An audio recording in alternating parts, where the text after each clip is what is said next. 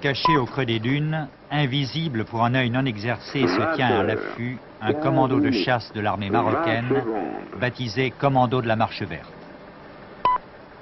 Cette unité très mobile, autonome, comporte une centaine d'hommes, tous des Sahraouis, équipés de Land Rover sans marque distinctive, d'armes de tout type et d'automitrailleuses. Ils sont habillés comme les unités du Polisario qu'ils combattent, et rien ne permet de les distinguer.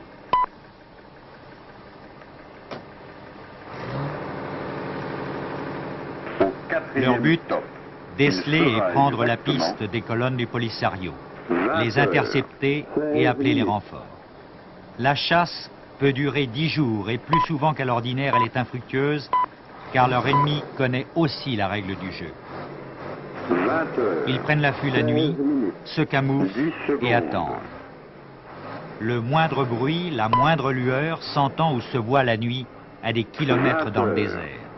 Mais le jour, c'est la poussière qui vous trahit. Pour les uns comme pour les autres, le vent de sable et la brume suspendent toutes les opérations. 16 minutes, 30 secondes. Ces commandos ont plus un effet dissuasif qu'un intérêt réel, et depuis leur création, leur tableau de chasse ne peut s'enorgueillir que de quelques prises. Mais ils font peser sur les colonnes du Polisario une menace et à ce titre, ils ont leur justification. Ce qui complique leur tâche, c'est que dans le désert, il n'y a pas de passage obligé et que c'est au hasard qu'il faut s'en remettre bien souvent pour accrocher.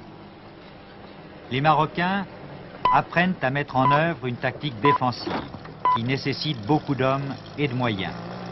Mais ils sont résolus à tisser leur toile et à faire en sorte que ce désert dont ils ont hérité devienne partie intégrante du Maroc.